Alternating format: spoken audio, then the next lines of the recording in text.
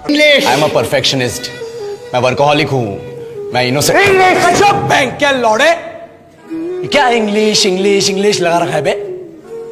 4 साल का था मैं जब मेरे पापा जबलपुर में किसी हलवाई के यहां काम करते थे।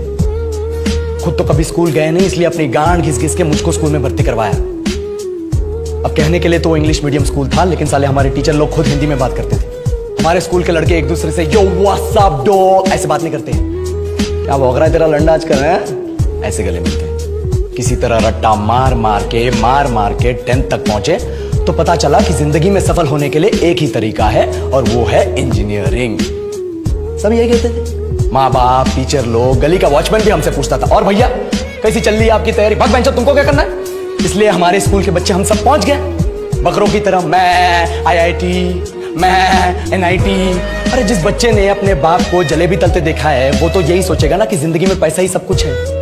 I did not choose this engineering life, sir, and neither did this engineering life choose me. It was shoved down my throat by my teachers while my hands were tied to my back by my friends and my parents watched in silence. और English सुनेगा तो मादरचोद तो सुन।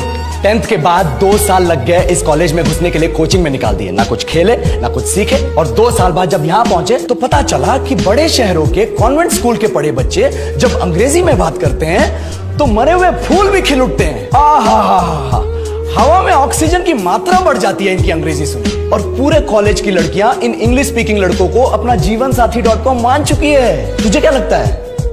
मुझे कभी लगा नहीं कि मैं अपनी अंग्रेजी पे काम करूं, अपनी पर्सनालिटी पे काम करूं। बहुत लगा। ये चूतिया इंडस वैली सिविलाइजेशन का जो एजुकेशन सिस्टम बिठा के रखे हो, जिसमें हर साल में 10 सब्जेक्ट, हर सब्जेक्ट में theory, practical, viva, lab work, external, internal, majors, minors, assignment, project, thesis, गांड मार के रख ली हमारी। महीनों तक नहाना भूल जाते हम लोग, और फिर हमारा परसेप्शन बना देते हो कि हम ऐसे ही रहना चाहते हैं। अब इस साल में एक बार कल्चरल फेस्टिवल आता है, एक बार, उसके लिए भी प्रोफेसर से भीख मांगनी पड़ती है। अरे बिना इंग्लिश बोले, बिना लड़कियों से बात किए कौन गांडू रहना चाहता है वैसे?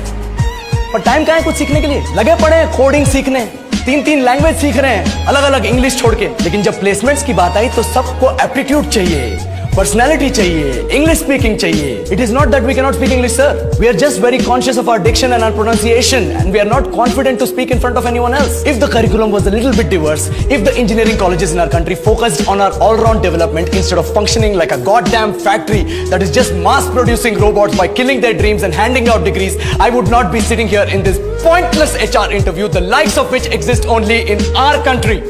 ये लो सर, बोल दिया मैंने 4 और लाइन अंग्रेजी में। अब बताइए, क्या मैं आपके मल्टीनेशनल कंपनी के लायक हूं? Do I have the potential to be a slave of your esteemed organization? चलो